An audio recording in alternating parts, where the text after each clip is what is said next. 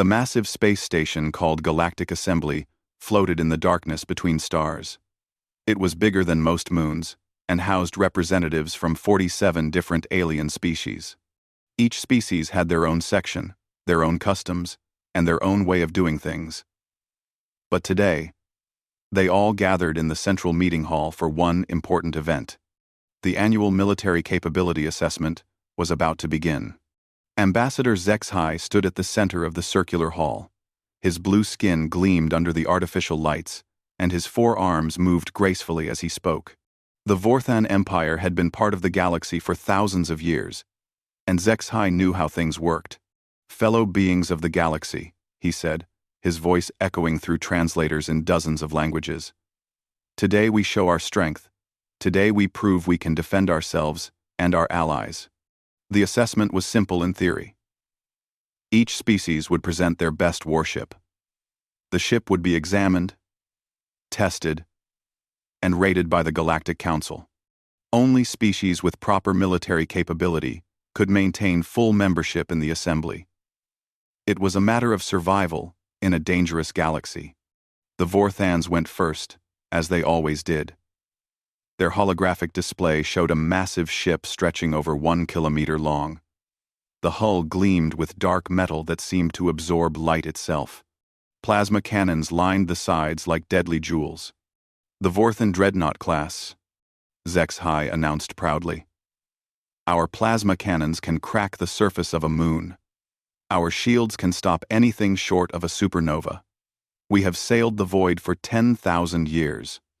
Impressed murmurs filled the hall. Even species that had seen Vorthan ships before were amazed by the new improvements. The power readings on the displays made several smaller species shift nervously in their seats. Next came the Shalnari. These crystalline beings looked like living diamonds, and their technology matched their beautiful appearance. Their ship existed in multiple dimensions at once, flickering in and out of reality like a ghost. "Phase-shifting technology," their representative sang in their musical language. "Our vessels exist in 7 dimensions simultaneously. We can strike from angles that do not exist in your normal space. We can be everywhere and nowhere."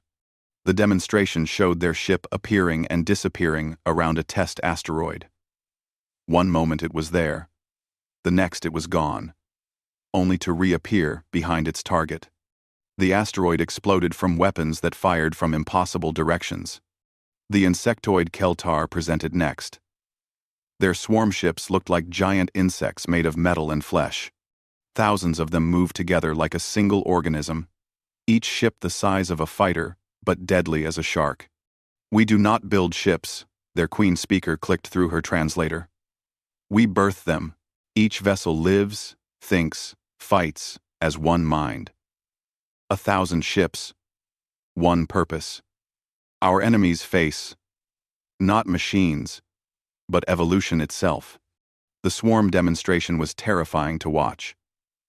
The ships moved like a school of fish, flowing around obstacles and striking with perfect coordination. They could overwhelm any single large ship through pure numbers and perfect teamwork. Species after species presented their military might. The rock-like Gorvani showed mountain-sized ships that could ram through anything. The energy beings called the Luxara demonstrated weapons made of pure light. The aquatic Murthala presented ships that moved through space like whales through water. Each presentation drew cheers and respectful nods from the assembly. These were proud warrior races, with traditions stretching back millennia. Their weapons could destroy planets. Their tactics had won 1,000 wars. Then came humanity's turn. Admiral Sarah Chen stepped forward from the human section. She was a small woman by human standards, dressed in a simple blue uniform that looked plain compared to the elaborate outfits worn by other species. Her hair was gray, her face lined with age, but her eyes were sharp and alert. The hall fell silent as she approached the presentation platform. "The United Earth Space Force presents the UES Harmony," Chen said simply. The holographic display activated, and the assembly saw humanity's warship for the first time. Silence stretched for several long seconds. Then, someone in the Vorthen section made a sound that might have been a cough. Someone else made a noise that sounded suspiciously like a snicker. The human warship was tiny. At just 200 meters long, it was smaller than most species' shuttlecraft. The hull looked like simple metal plating, painted white and blue, like an old-fashioned ocean vessel. There were what appeared to be gun turrets on the sides, but they looked primitive and small. "Those are kinetic projectile weapons?" asked General Morduan, the Council's military advisor. The Craxi general's tentacles writhed with what his species displayed when confused. "Yes, sir," Admiral Chen replied calmly. "Railguns, missile launchers, and point defense systems." "And your power source?" "Fusion reactors. Not antimatter? Not zero-point energy? Not dimensional tapping?" "Fusion reactors," Chen repeated. The snickering was getting louder now. Several species weren't even trying to hide their amusement. The proud Vorthans looked at the human ship like it was a child's toy. The Shalnari's crystalline forms chimed with musical laughter. General Morduan continued reading from his display. "Yes, sir. High explosives, shaped charges, and nuclear warheads." "Nuclear warheads?" The general's voice rose in disbelief. "Species abandon nuclear weapons when they discover fire, Admiral Chen. These are Stone Age tools." The laughter was open now. The Keltar Queen speaker was clicking rapidly in what passed for insectoid giggling. Even the normally polite aquatic species were making bubbling sounds of amusement. "Admiral Chen," said Council Leader Vextar, trying to maintain dignity while his own voice shook with suppressed mirth. "Is this truly your species' most advanced military technology?" Admiral Chen stood perfectly straight, her hands clasped behind her back. She looked around the hall at all the laughing faces, the tentacles writhing with amusement, the crystalline beings chiming like wind chimes. "The UES harmony represents humanity's commitment to peaceful resolution of conflicts," she said clearly. "We believe in diplomacy first, force only as a last resort." "How? Admirable," Council Leader Vextar managed to say. "And this ship, it can actually function in combat?" "The Harmony has served the Earth Defense Force for 15 years, Chen replied. "She has never failed in her duty." More laughter rippled through the hall.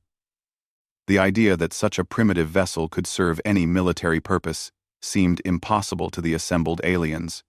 Their own ships were marvels of technology, capable of destroying entire fleets. This human ship looked like it belonged in a museum.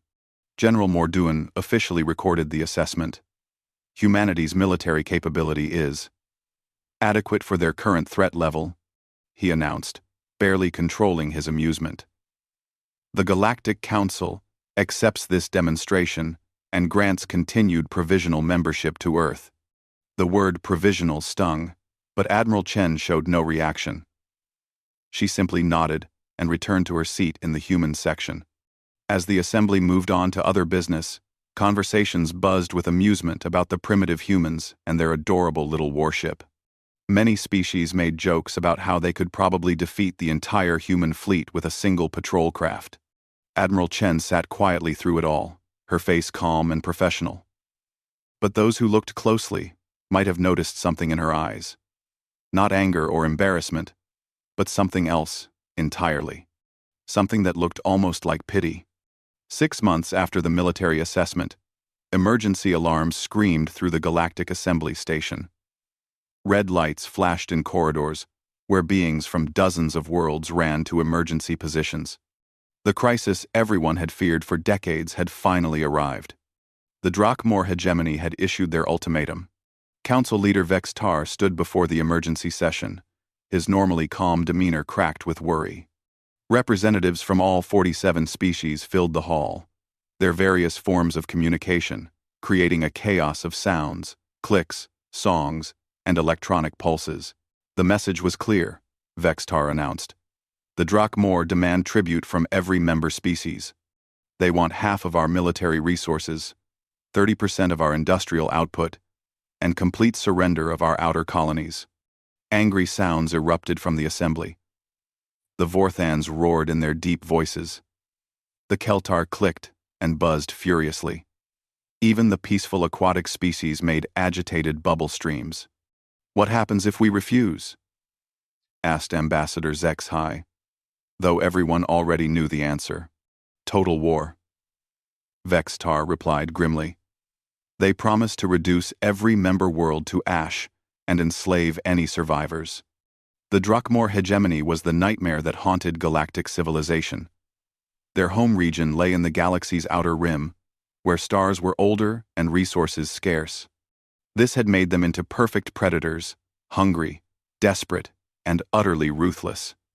Drakmor warriors stood 8 feet tall with natural armor plates covering their dark gray skin. They had been engineered by their ancestors for war, with muscles that could crush steel and reflexes faster than most species could think. Their bioships were even worse, living vessels that could heal from almost any damage and adapt to new threats. Over the past decade, they had conquered 17 star systems. Each conquest had been total and brutal. The Drakmor didn't just defeat their enemies, they erased them. Entire civilizations had simply vanished from the galaxy. "We must unite," declared General Morduan. One by one, species pledged their forces to the defense. The Vorthans committed 800 dreadnoughts, each one capable of destroying a small fleet.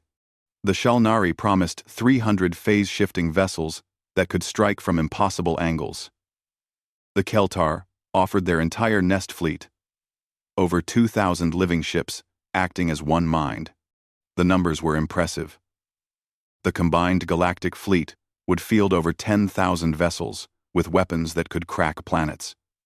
It was the largest military force ever assembled in galactic history. When the pledging reached the human section, Admiral Chen stood up calmly. "Admiral Chen," said Council Leader Vextar, "what forces can Earth commit to our defense?" "Earth respectfully requests a private meeting with the Council leadership," Chen replied. Murmurs of confusion rippled through the hall. This was not the time for private meetings. This was the time for grand gestures and bold commitments. But the Council agreed, and the main session was suspended. In the Council's private chambers, Admiral Chen faced the 5 most powerful beings in the galaxy. They looked at her expectantly, hoping the humans might have some hidden capability they had not revealed. "Earth will provide logistical support and medical aid to the fleet," Chen said simply. "We have excellent hospitals and supply depots." The Council members exchanged glances. It was about what they had expected from the primitive humans with their tiny ship and ancient weapons. "That is, appreciated." Council Leader Vextar said carefully, "Any support in this crisis is valuable. However," Chen continued, "we request permission for human vessels to operate independently during the conflict. Our tactical doctrines are different from galactic standard, and we work better on our own." "Of course," agreed General Morduan quickly. This was actually perfect. It would keep the primitive human ships out of the way of real warships. "You may operate however you feel most effective." "Thank you," Chen said. "We will position our forces to provide maximum support to the fleet." As the private meeting ended, the Council felt a mixture of disappointment and relief. They had not really expected much from humanity, but part of them had hoped for a surprise. At least the humans would not get in the way of the real fighting. The emergency session resumed, and battle plans began taking shape. The galactic fleet would meet the Drakmor at Kepler Station, a fortified position in the contested border region. It was humanity's suggestion. They claimed the location offered good logistics for medical and supply support. What the Council did not know was that Admiral Chen had sent a coded message to Earth immediately after the private meeting. The message was short and used terms that would mean nothing to alien ears. "Package delivered to staging area. Request authorization for Protocol 7. The response came back within hours, again in code that sounded like simple logistics planning. "Authorization granted. Release the dogs of war." On Earth, changes that had been planned for decades finally began to move. Massive doors opened in the ocean floors, revealing structures that had been hidden since first contact with alien civilization 50 years ago. Underground facilities that appeared to be simple research stations suddenly showed their true purpose. Orbital platforms that looked like communications arrays revealed weapon systems that could split continents. The truth was that Earth had never stopped being a fortress world. First contact had not brought peace to humanity. It had brought a new kind of war preparation. Every human knew that in a galaxy full of species with superior technology and millions of years of development, survival would require something more than friendship and trade agreements. It would require being so dangerous that no one would ever dare to threaten Earth. Admiral Chen received regular updates as the galactic fleet assembled at Kepler Station. 10,000 ships from dozens of worlds, armed with weapons that could sterilize planets. The largest military force in recorded history, gathering to face the Drakmor threat. The enemy fleet was detected 3 days later. Long-range sensors showed over 2,000 bioships moving toward the contested system. Each ship was a living creature the size of a city, bred for war and capable of healing from damage that would destroy normal vessels. The Drakmor ships moved through space like a school of predatory fish. Their hulls pulsed with organic rhythms, and energy readings showed they were already beginning to adapt to the sensor sweeps, trying to analyze them. "They're bigger than our intelligence suggested," reported General Morduan as he studied the sensor data. "And there are more of them." The galactic defenders took their positions around Kepler Station. Vorthan dreadnoughts formed the main battle line, their plasma cannons already charging. Shalnari ships flickered in and out of normal space, preparing to strike from multiple dimensions. Keltar swarms spread out like metallic clouds, ready to overwhelm the enemy through pure numbers. Far behind the main battle line, almost lost among the supply ships and medical vessels, a single human ship waited quietly. The UES Harmony looked as small and primitive as ever, completely overshadowed by the massive alien warships surrounding it. Admiral Chen stood on the bridge of her small vessel, watching the tactical displays as two vast fleets prepared to collide. Around her, the bridge crew worked with calm efficiency. They had trained for this moment their entire lives, just as their parents had, and their parents before them. "Ma'am," reported the communications officer, "the Drakmor fleet will reach engagement range in 6 hours." "Understood," Chen replied. "Signal Earth Command. Tell them the curtain is about to rise." In the vast darkness of space, the largest battle in galactic history was about to begin. The assembled species were confident in their technological superiority and overwhelming numbers. They had no idea that they were about to witness something that would change their understanding of warfare forever. The humans were finally ready to show the galaxy what they had learned during 50 years of careful observation and patient preparation. They were ready to show them what humanity really was.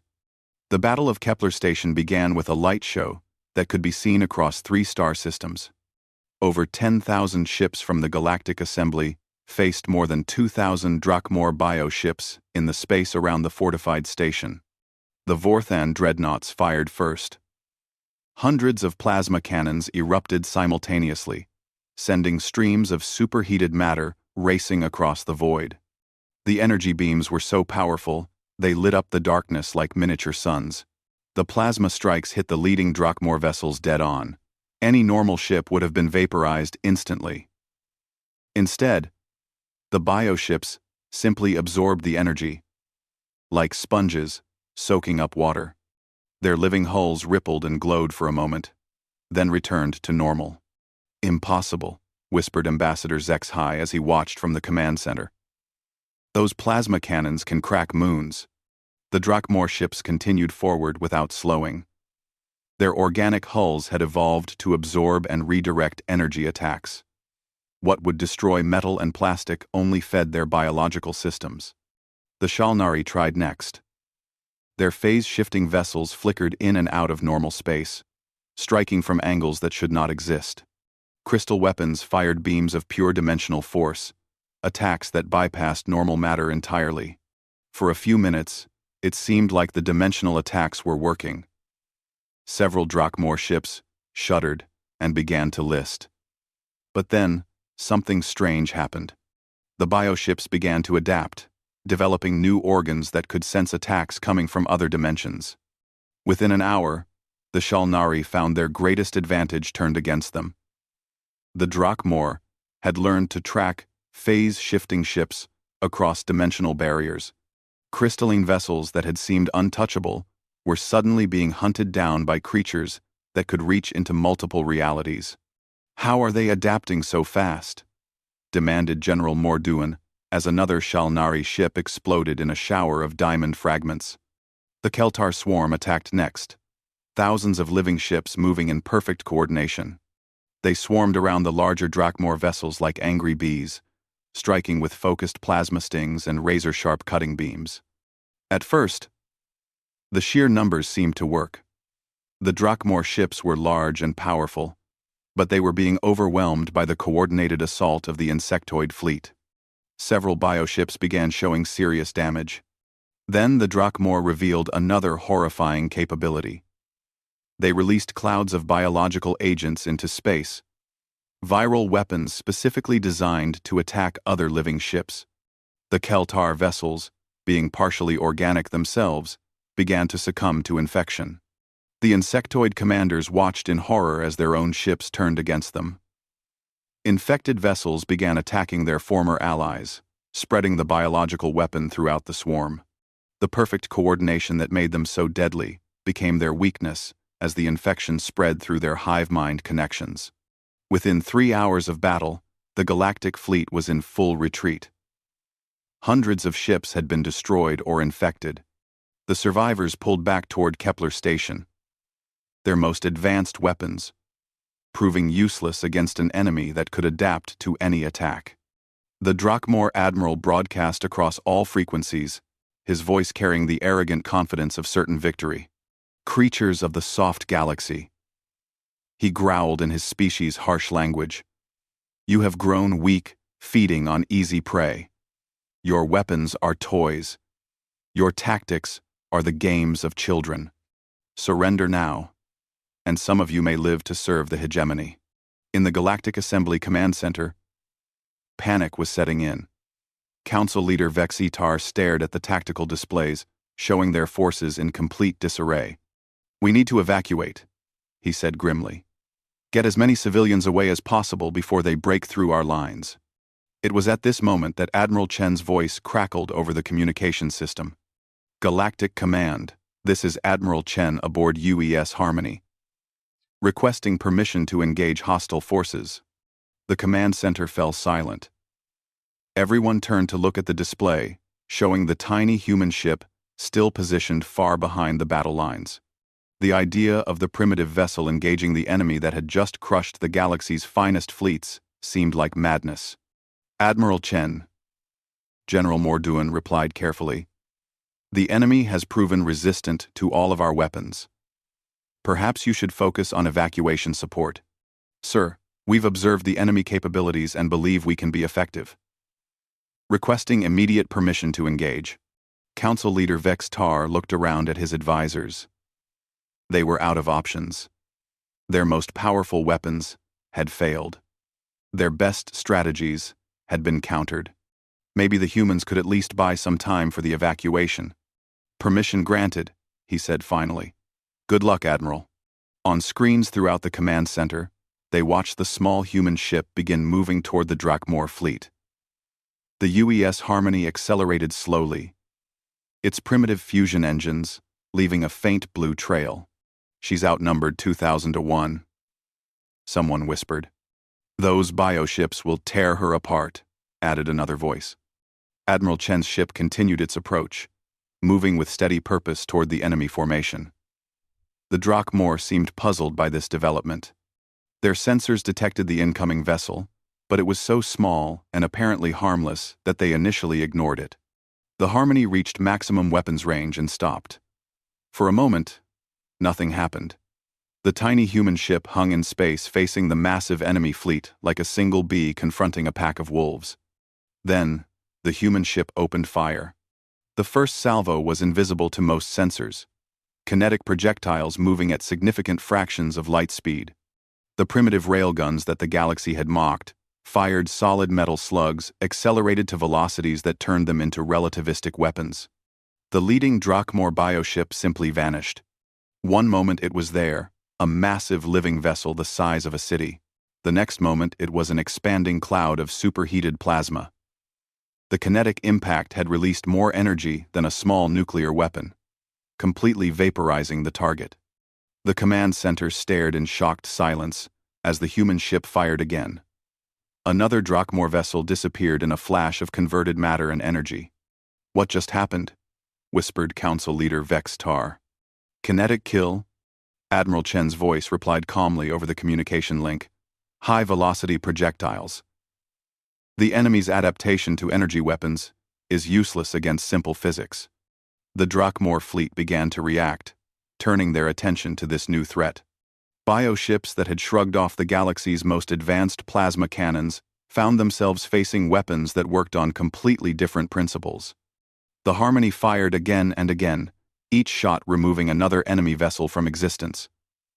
The bioship's ability to heal was meaningless against impacts that left nothing to heal.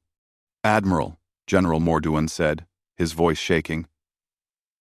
"UES Harmony to Galactic Command," Chen replied. "We have confirmed hostile intent and capability. Requesting immediate deployment of Task Force Alpha." "Task Force Alpha?" Vex Tar repeated in confusion. "What's Task Force Alpha?" His answer came in the form of new contacts appearing on sensors throughout the system. Dozens of human vessels decloaked from positions they had held for months, revealing themselves like predators emerging from tall grass. The ships that appeared bore no resemblance to the primitive UES Harmony. These vessels were sleek, deadly, and obviously built for one purpose: war. Some were larger than Vorthan dreadnoughts. Others moved with the fluid grace of living things, while bristling with weapons that seemed to bend space around them. "Galactic Command," Admiral Chen said, her voice carrying a new tone of authority. "This is Admiral Sarah Chen of the United Earth Space Force Battle Fleet. We have the enemy surrounded and are prepared to eliminate the threat to galactic civilization." The Drakmor Admiral's arrogant broadcast cut across all frequencies again. But this time, his voice carried uncertainty. "Human insects. You think your toys can threaten the hegemony? We have conquered 17 systems. We have destroyed species older than your entire civilization." Artifact. Admiral Chen's response was cold and professional.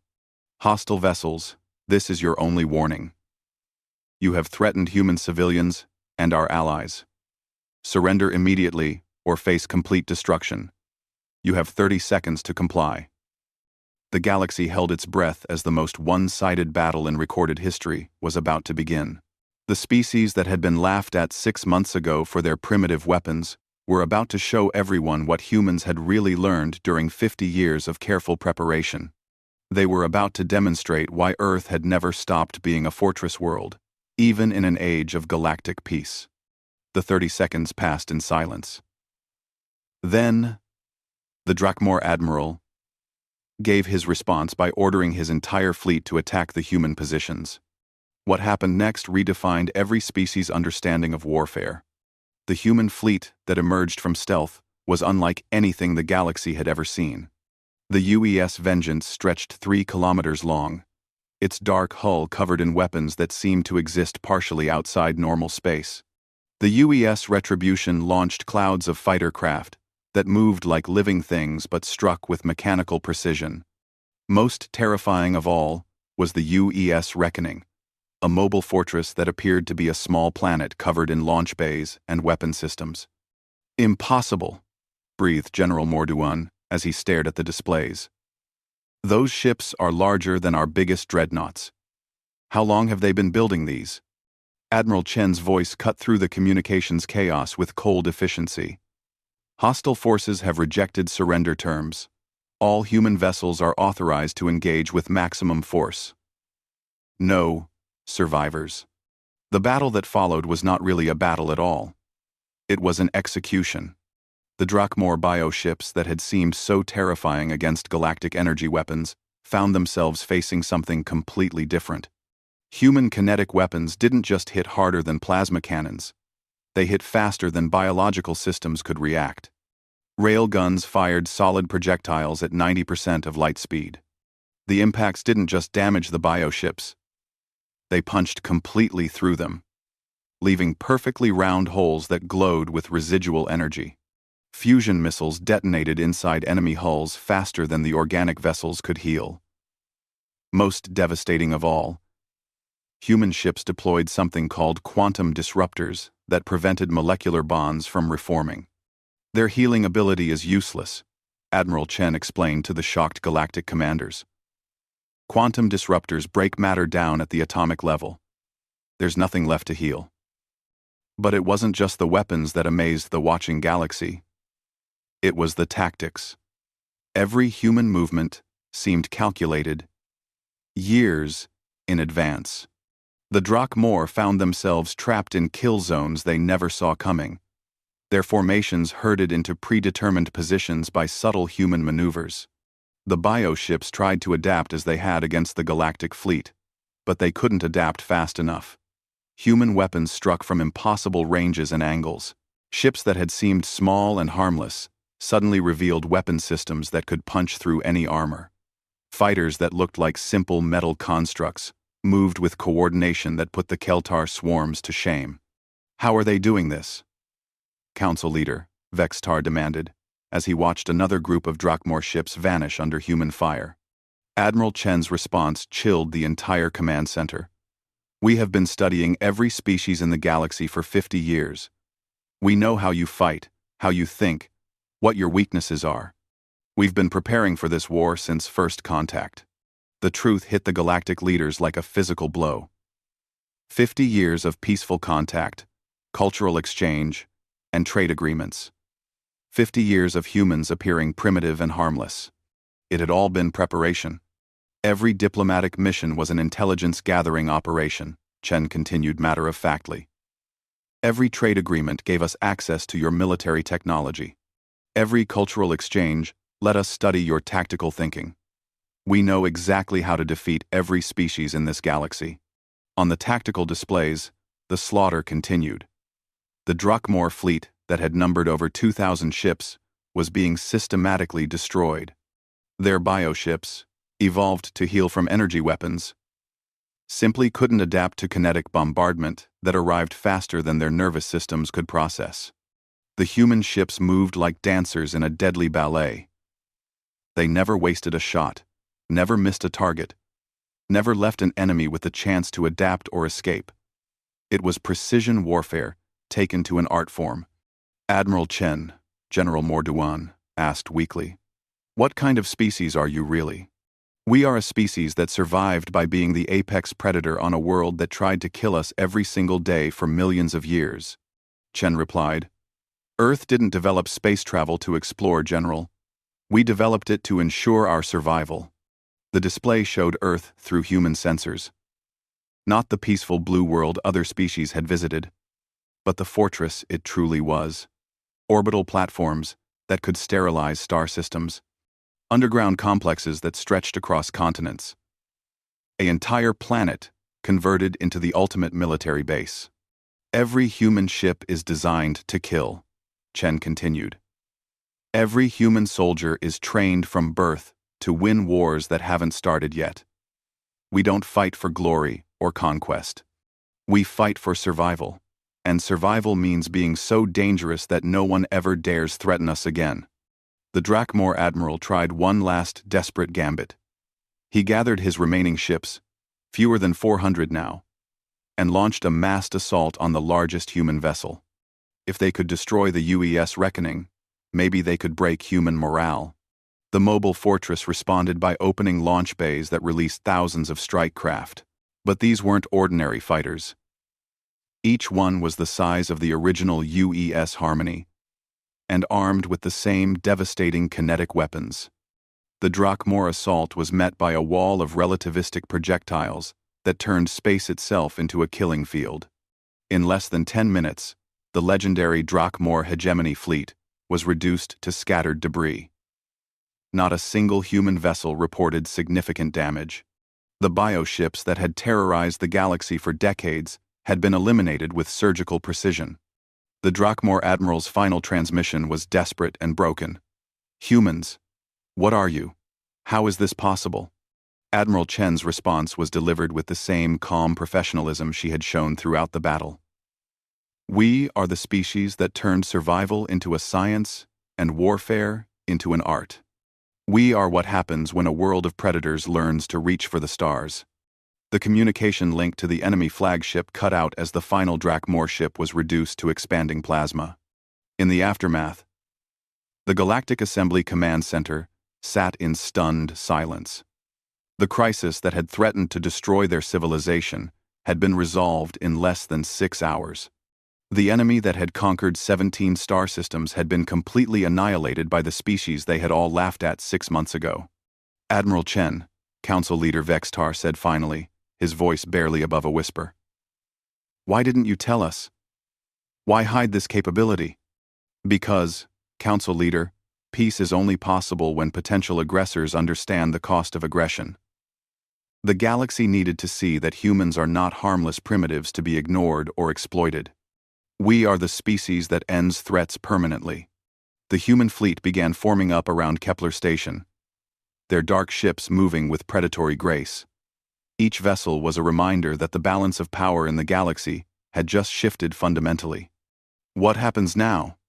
asked General Morduan. Admiral Chen's answer would reshape galactic civilization forever. "Now we discuss the terms under which humanity will provide protection for all member species of the Galactic Assembly.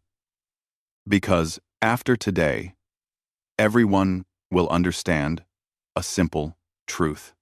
She paused, and when she continued, her words carried the weight of absolute certainty. "The galaxy laughed at Earth because we let them. Now they know better. The question is whether they will remember long enough to keep the peace, or whether we will need to remind them again. The age of human protection had begun, whether the galaxy wanted it or not." The emergency session of the Galactic Assembly, 3 days after the Battle of Kepler Station, was unlike any meeting in the organization's history. Representatives from 47 species sat in absolute silence as Admiral Chen stood at the center of the hall, where, just months before, they had laughed at humanity's primitive warship. The laughter had stopped forever. "Members of the Galactic Assembly," Admiral Chen began, her voice carrying easily through the vast chamber. "The threat to our civilization has been eliminated. The Drakmor hegemony no longer exists. Their military capability has been completely destroyed, and their home systems have been secured by human forces." The word "secured" sent chills through the assembled aliens. It was a polite way of saying that Earth now controlled 17 star systems that had once belonged to the galaxy's most feared enemy. "However," Chen continued, "the crisis has revealed fundamental weaknesses in our collective defense. The Galactic Assembly's military forces proved ineffective against adaptive bioweapons and evolutionary warfare. This cannot be allowed to happen again." Council Leader Vextar found his voice first. "Admiral Chen, we are grateful for humanity's intervention. But what are you proposing?" "I am not proposing anything," Chen replied calmly. "I am informing you of the new reality. Earth will provide military protection for all member species of the Galactic Assembly. In return, humanity will oversee any military technology development that could potentially threaten civilian populations." The hall erupted in shocked protests. The proud Vorthans roared their objections. The Keltar clicked furiously. Even the normally peaceful aquatic species made agitated bubble streams of disagreement. "You're talking about conquest," shouted Ambassador Zexhai, his blue skin flushed with anger. "This is no different than what the Drakmor demanded." "Drocked." Admiral Chen waited for the noise to die down before responding. Her voice remained perfectly level. "The Drakmor demanded tribute and slavery. Earth demands compliance with basic safety protocols. Any species that wishes to leave the assembly is free to do so." You may go your own way, develop whatever weapons you choose, and handle your own defense. She paused, letting the implications sink in. However, species that choose independence will no longer have access to human-protected trade routes. They will receive no assistance if threatened by hostile forces, and they will be responsible for their own survival in a galaxy that has just learned how dangerous it really is. The threat was politely delivered but absolutely clear. Earth was offering protection, but it came with conditions. The alternative was facing the hostile galaxy alone, without the safety net that human military power now provided. General Mordoon spoke next, his tentacles writhing with nervous energy. What exactly do these safety protocols involve? Earth will maintain oversight of any weapons capable of sterilizing planets or eliminating entire populations, Chen explained. We will monitor military developments that could destabilize regional power balances, and we will respond to any aggression against member species with overwhelming force. And if we refuse? Admiral Chen's smile was polite and absolutely terrifying. Then you are no longer under Earth's protection. We have identified 43 potential external threats to galactic civilization. Most of them are currently avoiding this region of space because they know human forces are present. Remove that protection, and see how long your independence lasts. The vote was held 2 hours later. It was unanimous. Not because every species agreed, but because every species understood the consequences of refusal. The Galactic Assembly voted to accept Earth's terms. As the session ended, Admiral Chen made one final announcement that crystallized the new reality. The galaxy will no longer be defenseless against threats like the Drakmor. Human patrol fleets are already being deployed to strategic positions throughout assembly space. Any hostile force that enters our territory will face the same fate as the hegemony. In the days that followed, the true scope of Earth's preparations became clear. Human ships appeared in every major system, not as invaders, but as guardians. They were polite, professional, and absolutely lethal. The fortress stations that humans began constructing at strategic jump points were marvels of defensive engineering. They could detect incoming threats from dozens of light years away and respond with enough firepower to sterilize entire fleets. Trade routes that had been dangerous for centuries became as safe as traveling between core worlds. But it was what happened on Earth itself that truly shocked the galaxy.